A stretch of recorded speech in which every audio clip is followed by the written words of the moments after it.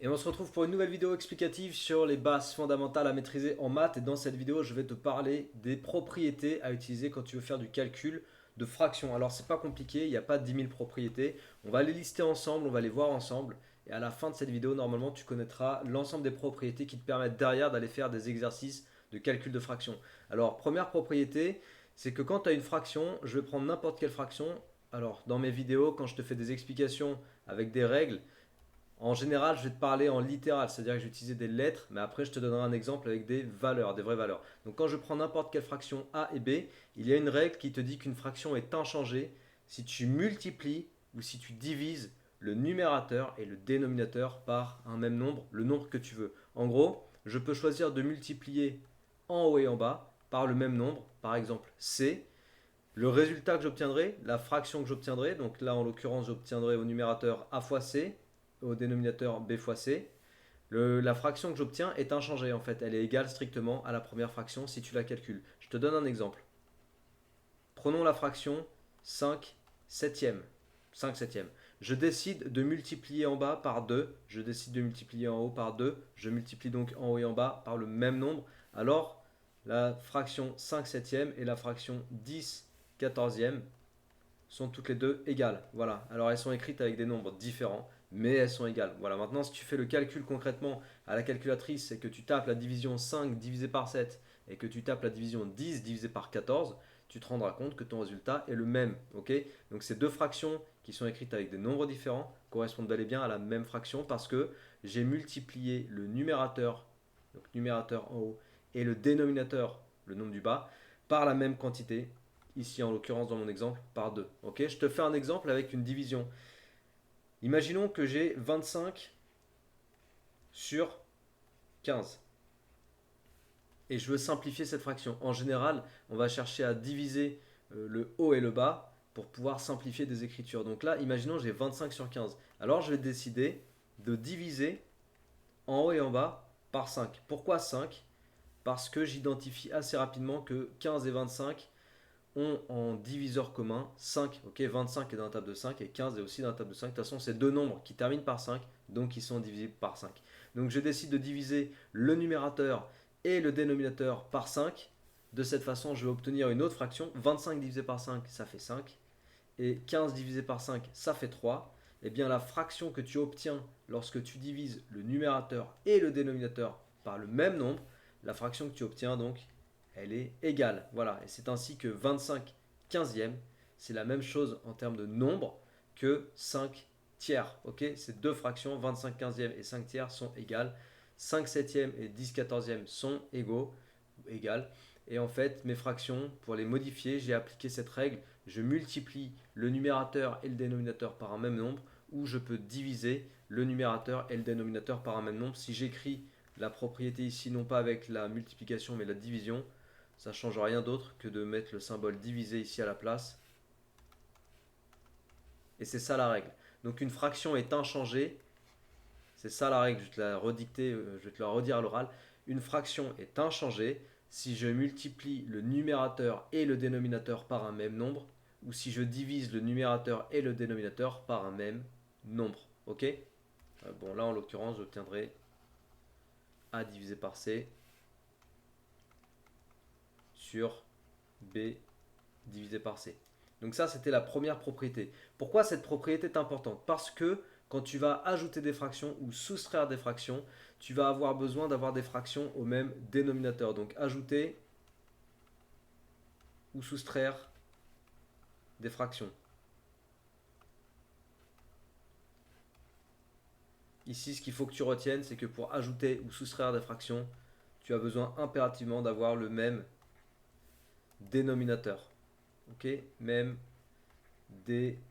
dénominateur. Donc le dénominateur, c'est le nombre du bas, en dessous du trait de fraction.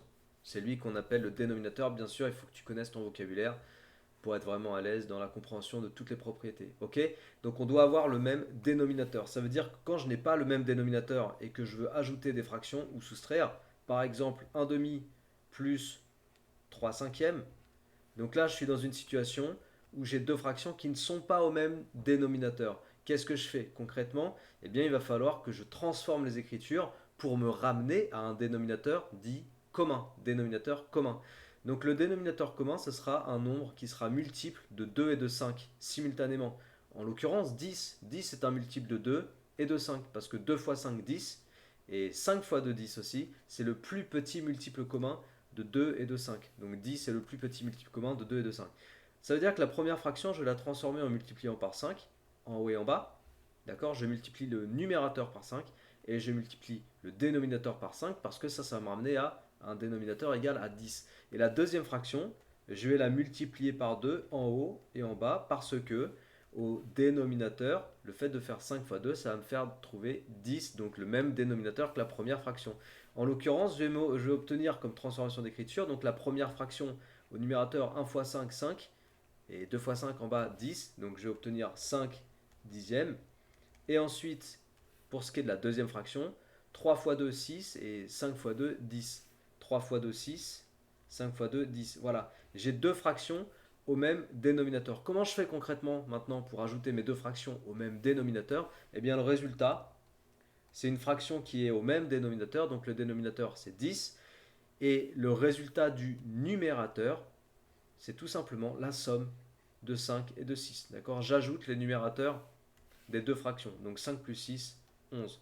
Voilà le résultat de la somme 1 demi plus 3 cinquièmes. Je le réécris si tu veux. 1 demi plus 3 cinquièmes égale 11 dixièmes. Mais je répète que pour obtenir le résultat 11 dixièmes et faire le calcul à la main, il a fallu transformer tes deux fractions pour les mettre au même dénominateur. La règle pour ajouter des fractions ou soustraire des fractions, donc je te l'écris avec des lettres, il faut que tu aies des fractions qui soient au même dénominateur. Et la règle pour ajouter les fractions, c'est d'ajouter les numérateurs lorsqu'elles sont au même dénominateur. D'accord? Donc pour appliquer cette règle, je répète une dernière fois, il faut impérativement que tu t'assures avant toute chose d'avoir des fractions au même dénominateur. Si ce n'est pas le cas, alors tu vas transformer ces fractions en utilisant ce que je t'ai dit en tout début de vidéo pour les ramener à un dénominateur commun. Ok? Et on peut dire donc là 10, hop, c'est un dénominateur commun. Voilà, si je reprends le même exemple, juste pour refaire la même chose avec une soustraction, donc 1 demi moins 3 cinquièmes, ok, même exemple, mais cette fois-ci j'ai une soustraction. Qu'est-ce qu'on va avoir? Alors je transforme également en multipliant par 5 en haut et en bas la première fraction, en multipliant par 2 en haut et en bas la deuxième fraction, ce qui m'amène à 5 dixièmes moins 6 dixièmes. Le résultat de ta fraction ici, de ta soustraction, pardon, c'est 5 moins 6 sur 10. Et 5 moins 6, ça fait moins 1. Bon, là, on est avec un nombre négatif. Moins 1 sur 10, voilà, c'est le résultat. Moins 1 sur 10, c'est le résultat de 1 demi moins 3 cinquièmes. C'est bon? Voilà ce que je peux te dire sur... Hop, on va dézoomer un peu. Voilà ce que je peux te dire sur ajouter ou soustraire des fractions. Et il faut savoir que pour ajouter ou soustraire, tu as besoin d'avoir le même dénominateur. Donc, si jamais ce n'est pas le cas d'entrée de jeu, à toi de modifier les écritures de tes fractions en utilisant ce que je t'ai dit au tout début. Tu peux multiplier ou diviser numérateur et dénominateur par un même nombre pour te ramener à une autre fraction avec laquelle travailler. C'est bon? Maintenant, on va voir comment est-ce qu'on fait pour multiplier des fractions. Alors, multiplier des fractions, c'est plus facile. Tu vas voir que c'est vraiment assez immédiat. Hop, on va faire ça donc ce point-là. Multiplier des fractions. Donc pour multiplier des fractions, tu as besoin tout simplement de savoir faire des multiplications. Voilà, c'est basique. Alors, je te donne l'exemple en littéral. Si j'ai A sur B multiplié par la fraction C sur D. Donc A, B, C, D sont des nombres quelconques. Juste, on fait bien attention que B et D sont des nombres différents de 0, puisque tu ne peux pas avoir un 0 au dénominateur. En maths, tu ne peux pas diviser par 0. Enfin, tu ne peux pas diviser par 0 tout court, hein, pas que en maths, puisque division par 0, ça n'a pas de sens. Donc B et D sont des nombres différents de 0. Et puis A et C aussi, puisque sinon la fraction, ce serait la fraction nulle. Quand tu as cette situation-là, le résultat de ta multiplication de fractions, c'est de multiplier les deux numérateurs ensemble, a fois c, sur, et là tu multiplies les deux dénominateurs ensemble, b fois d. Donc la fraction qui est le résultat de a sur b fois c sur d, c'est la fraction que j'obtiens quand je fais a fois c au numérateur et b fois d au dénominateur. Exemple, on va s'en faire un ou deux si tu veux. On va prendre 3 cinquièmes et je multiplie ça par 7 quarts. 3 cinquièmes multiplié par 7 quarts. Le résultat, numérateur, le numérateur du résultat, c'est ce que j'obtiens quand je vais faire 3 fois 7, c'est le produit de 3 par 7. Et le résultat du dénominateur, c'est le produit de 5 par 4. Donc 3 fois 7, 21. Et 5 fois 4, 20. Voilà. Voilà le résultat de 3 cinquièmes fois 7 quarts. Autre exemple, qu'est-ce qu'on pourrait prendre? On pourrait prendre 15 demi multiplié par 1 demi. Donc là, le résultat, la fraction qui va être égale au résultat, ce sera au numérateur le résultat de 15 fois 1. Et au dénominateur, j'applique 2 fois 2. 15 fois 1 au numérateur, 2 fois 2 au dénominateur. Je calcule 15 fois 1, 15. 2 fois 2, 4. Voilà mon résultat. Donc tu as vu, multiplier des fractions entre elles, c'est très facile. Maintenant, on va voir le cas de la division de fractions. Donc diviser par une fraction. Diviser par une fraction. Et toutes ces propriétés, tu vas pouvoir les mettre en application dans une petite série d'exercices que je t'ai préparé. C'est sur plusieurs vidéos dans la même playlist. Et vraiment, tu as des entraînements, tu as plein de fractions à simplifier, d'écriture de fractions à simplifier, où on utilise toutes ces propriétés. Voilà, donc tu peux aller regarder après les autres vidéos de la même playlist et tu verras que tu as largement de quoi t'entraîner. À l'issue normalement de l'entraînement, tu sais faire tes fractions. Donc diviser par une fraction, alors là je l'écris en rose, c'est très important. Ça revient, alors je vais écrire diviser, je vais écrire littéralement, parce que tu peux aussi l'écrire de ton côté et afficher ça au-dessus de ton bureau si vraiment c'est une propriété que tu connais pas. Diviser par une fraction revient à multiplier par son inverse. Et après que j'ai écrit la phrase, on va la regarder ensemble. Diviser par une fraction revient à multiplier par son inverse. Donc là, tu as vu, il y a du vocabulaire. C'est quoi l'inverse? C'est quoi l'inverse? L'inverse de 2 tiers, par exemple. C'est quoi l'inverse de 2 tiers? Bah, c'est 3 demi. Je mets à l'envers. C'est quoi l'inverse de 7 quarts? C'est 4 septièmes. Je mets à l'envers. Je mets à l'envers. Donc le 4 passe en haut, le 7 passe en bas. C'est ça l'inverse. On va donc appliquer cette propriété dans l'exemple qui suit. Je veux diviser par exemple 5 par, donc je divise par la fraction 3 quarts. Ok? J'ai bien la configuration où je divise un nombre, il est divisé par une fraction. Et là, la propriété, c'est diviser par une fraction revient à multiplier par son inverse. Donc, diviser 5 par 3 quarts revient à multiplier 5 par l'inverse de 3 quarts qui est 4 tiers. Tu prends 3 quarts et tu mets à l'envers. Donc le 4 passe en haut et le 3 passe en bas. Voilà, alors 5 fois 4 tiers. Donc là, on découvre un truc que j'ai pas rappelé dans cette vidéo et c'est la première fois qu'on le voit. Je peux le rappeler ici. N'importe quel nombre A, n'importe quel nombre A, tu peux l'écrire A sur 1. Par exemple, 5, c'est la même chose que 5 divisé par 1. 5 divisé par 1, ça fait 5.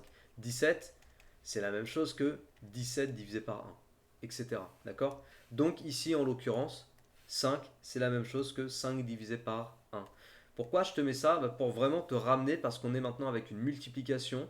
J'ai vraiment envie de te ramener dans cette situation-là qu'on a rencontrée vraiment dans l'étape du dessus où je multiplie des fractions entre elles. Comme ça, tu vois bien qu'on a deux numérateurs à multiplier ensemble et deux dénominateurs à multiplier ensemble. Parce que quand il n'y a pas le 1, quand il n'est pas écrit, j'ai peur que tu ne le vois pas. C'est pour ça que je le mets. Mais il n'est pas obligatoire. Hein. C'est pas obligatoire ici de mettre le 1. Je peux enlever. D'accord? C'est pour t'aider. J'applique la règle qu'on a vue juste précédemment. 5 fois 4 pour le numérateur et 1 fois 3 pour le dénominateur. Je calcule 5 fois 4, 20. 1 fois 3, 3. Et voilà, 20 tiers, 20 tiers, c'est le résultat de ta division de 5 par 3 quarts. Si tu divises 5 par 3 quarts, ça fait 20 tiers. Amuse-toi à taper, si tu as la calculatrice, 5 divisé par 0,75, parce que l'écriture décimale de 3 quarts, c'est 0,75. Amuse-toi à taper 5 divisé par 0,75 et demande à ta calculatrice de te sortir un résultat sous forme d'écriture fractionnaire. Ta calculette, elle va t'afficher 20 tiers. Ok? Si on le calcule à la main, voilà ce que ça donne. Je te fais un autre exemple, parce que là, en fait, on a divisé un nombre, un nombre entier, par une fraction. Maintenant, on va voir si on divise une fraction par une fraction. Exemple, 5 tiers, je divise cette fraction par 7 quarts. Est-ce que la règle que j'ai dictée au-dessus change? La règle dictée, c'était diviser par une fraction revient à multiplier par son inverse. La règle ne change pas. 5 tiers divisé par 7 quarts, ça revient à dire que 5 tiers est multiplié, ok, par l'inverse de 7 quarts. Et c'est quoi l'inverse de 7 quarts? 4 septièmes. Voilà. Après, on calcule, comme on a vu précédemment, 5 fois 4, on est sur du 20, et 3 fois 7, on est sur 21. Voilà. Donc le résultat de cette division de 5 tiers par 7 quarts, le résultat de cette division, c'est 20 sur 21. Ok? Donc on a vu diviser par une fraction. Maintenant, on va voir puissance d'une fraction. Puissance d'une fraction. Alors les propriétés sur les puissances de fraction, on les reverra dans une autre playlist où on va travailler sur les puissances. Tu peux aller voir la playlist si tu veux. Donc je ne vais pas t'en parler dans la playlist sur les fractions. On va plutôt parler pour les calculs avec les puissances de fraction, on va plutôt en parler dans la playlist dédiée aux puissances, d'accord? Mais je te mets quand même la propriété ici puisque ça fait partie des propriétés de fraction. Donc puissance d'une fraction, et on la rappellera aussi dans les propriétés des fonctions puissance, tu verras quand tu vas voir la vidéo. Puissance d'une fraction, quand j'ai une fraction, donc mettons a sur b, à la puissance, le tout, toute la fraction, c'est pour ça que je mets des parenthèses, à la puissance n. N, c'est un nombre entier. Pour commencer, on va considérer que n, c'est un nombre entier pour simplifier la vie. Donc a sur b puissance n, je peux dire que c'est a puissance n sur b puissance n. C'est-à-dire que la puissance, tu peux l'appliquer au numérateur et au dénominateur. D'accord? Le a est à la puissance n et le b est à la puissance n. Je te donne un exemple. On va en faire deux si tu veux. Exemple, 5 demi à la puissance 2. 5 demi à la puissance 2, bah c'est comme d'écrire 5 à la puissance 2, donc au carré, sur 2 à la puissance 2. Si tu veux calculer ça, 5 à la puissance 2, 5 au carré, ça fait 25. Et 2 au carré, ça fait 4.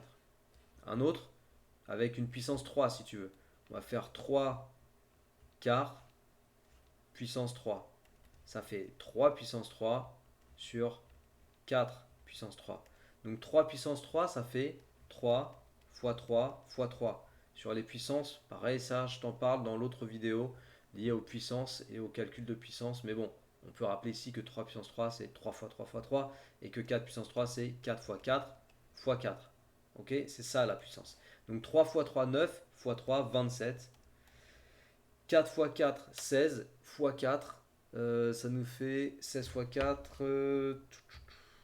Je préfère le faire à la calculatrice. Non, allez, on va pas faire ça à la calculatrice. Donc 16 fois 4, je l'écris parce que là j'ai besoin de visualiser. Ça fait 40 plus 4 fois 6, 24. Ça nous fait du 64 normalement. 16 fois 4, 64. Donc 4 au cube, 64. Et voilà le résultat de notre fraction 3 quarts au cube.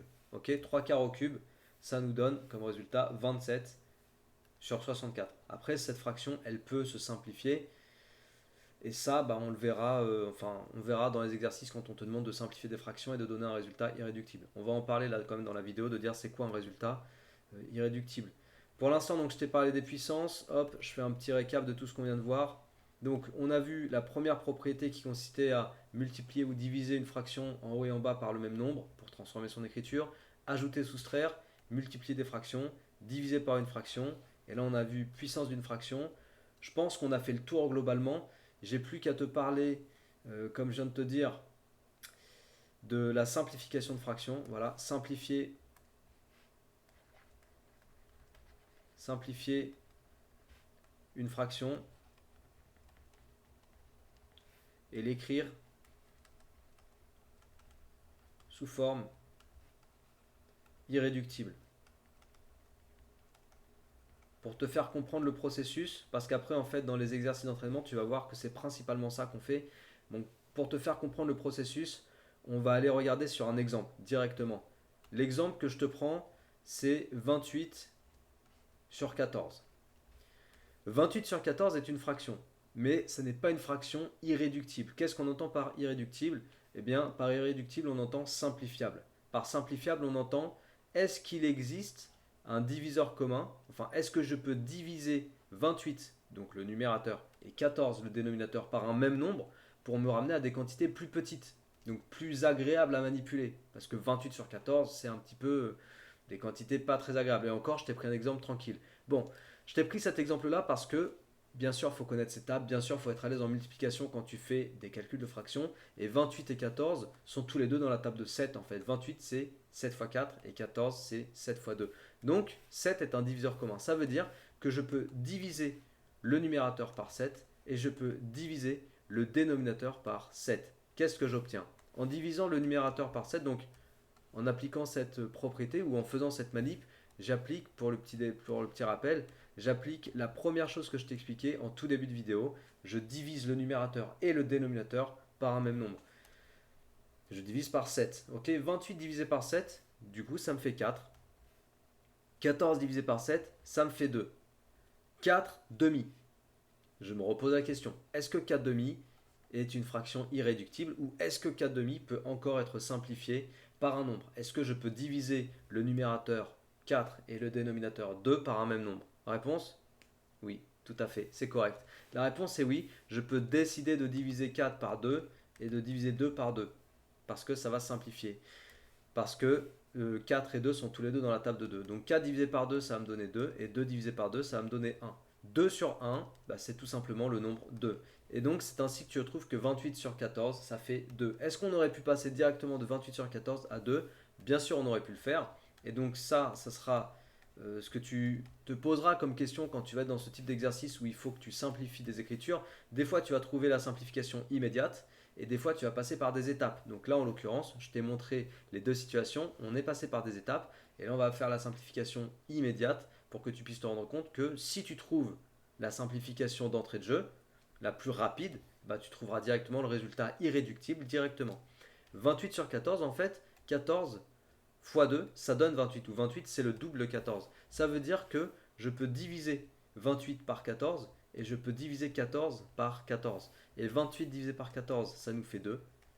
Quant à 14 divisé par 14, ça nous donne 1. Donc le résultat, c'est bien 2. Un autre exemple, si tu veux, toujours sur la simplification d'écriture.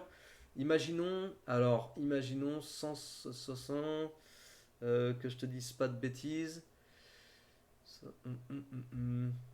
165, ok, 165 divisé par 27. Donc là, c'est un petit peu différent parce que du coup, tu as des quantités un petit peu plus grandes. Ça, tu vas plus aller chercher nécessairement dans tes tables parce que tes tables, elles vont pas jusqu'à 165. Mais là, tu vas te poser d'autres questions. Tu vas te dire, est-ce que par exemple, mes deux nombres sont divisibles par 5? Non, parce que lui termine par 5. Ok, le critère pour être divisible par 5, ça je t'en parle dans une autre vidéo où on parle des critères de divisibilité. Le critère de divisibilité par 5, c'est que ton nombre se termine par 0 ou par 5. Donc là, en l'occurrence, ton nombre se termine par 5, il est divisible par 5. Mais 27 ne se termine pas par 0, il ne se termine pas par 5, donc n'est pas divisible par 5. Ok? Donc 5 n'est pas un diviseur commun. On va tester des diviseurs simples de cette façon-là. 2 par exemple n'est pas un diviseur commun tout simplement parce que tu as deux nombres impairs. Les nombres impairs ne sont pas divisibles par 2. On peut tester 3. Alors le critère de divisibilité par 3, il est simple en fait. Tu prends le nombre, tu prends les chiffres qui constituent le nombre, tu les ajoutes ensemble. Ok? Donc là je fais 1, plus 6, plus 5. Je prends les chiffres isolément qui constituent le nombre, je les ajoute ensemble. Et je regarde si le résultat obtenu est divisible par 3. Donc 1 plus 6, ça fait 7. 7 plus 5, ça fait 12. 12 est divisible par 3, parce que 12 est dans la table de 3. Donc ce nombre est divisible par 3, et on peut vérifier rapidement à la calculette. 165 divisé par 3, bingo, ça fait 55. je peux l'écrire la décomposition. 165, c'est 55 multiplié par 3. Quant à 27, il est aussi dans la table de 3 puisque c'est 9 fois 3. Donc je peux écrire que 27, c'est 9 fois 3. Je mets comme ça. On a donc un facteur 3 qui est au numérateur et au dénominateur. Ça veut dire que je vais pouvoir décider de diviser par 3 en haut et diviser par 3 en bas, puisque 3 est commun au numérateur et au dénominateur. Quand tu divises par 3 en haut et en bas, qu'est-ce qui va te rester? 3 divisé par 3, ça fait 1. Donc j'ai 55 fois 1, mais 55 fois 1, bah, ça fait 55. Et puis en bas, 3 divisé par 3, bah, ça fait 1 aussi. Donc il va me rester 9 fois 1, c'est-à-dire 9. Voilà, mon résultat c'est 9 sur 55. On se pose encore la question, est-ce que 9 et 55 ont un diviseur commun? Bon, les diviseurs de 9, c'est pas compliqué. Tu as 3 et tu as 9, tu vois. Et 3 ne divise pas 55 et 9 ne divise pas non plus 55. Tu peux vérifier toujours à la calculatrice, tu mets 55 divisé par 9, je me suis trompé. 55 divisé par 9, tu trouves environ 6,11 si tu le fais là en direct sur ta calculatrice. Et après, tu demandes à ta calculatrice de te sortir un résultat sous forme simplifiée, donc un résultat fractionnaire, pardon, mais simplifié, parce qu'elle sortira toujours un résultat simplifié. Et ta calculatrice te redonne 55 sur 9. Donc ça veut dire que 55 sur 9, c'est bien une fraction irréductible. Ok? Donc je te l'écris ici, fraction irréductible. Voilà, donc dans la série d'exercices que tu retrouves dans la même playlist là sur les fractions, tu vas voir que dans tous les exercices, on s'intéresse toujours à donner un résultat de fraction sous forme irréductible parce que tout simplement, le plus simple en maths, c'est toujours d'aller vers des écritures simplifiées au maximum. Bah oui, si ton écriture est simplifiée, bah tu seras dans une situation plus simple, tout simplement. Voilà, c'est la fin de cette vidéo. Je t'ai fait le tour vraiment complet à mon sens et global sur les fractions au sens comprendre les propriétés, manipuler les propriétés. Tu as besoin de connaître toutes ces propriétés pour être à l'aise sur les fractions. Si tu les connais, alors ça va être très facile pour toi. Après, tu n'as plus qu'à prendre ces propriétés et à aller faire des exercices d'entraînement pour bouffer de la fraction, les enchaîner et au bout de tes exercices d'entraînement, normalement, tu sais faire. Si cette vidéo t'a plu, eh bien, je t'encourage à partager des vidéos autour de toi, à t'abonner à cette chaîne si tu n'es toujours pas abonné. Et moi, je te dis à rendez-vous et à bientôt. Rendez-vous dans de prochaines vidéos d'explication des bases de maths. Ciao!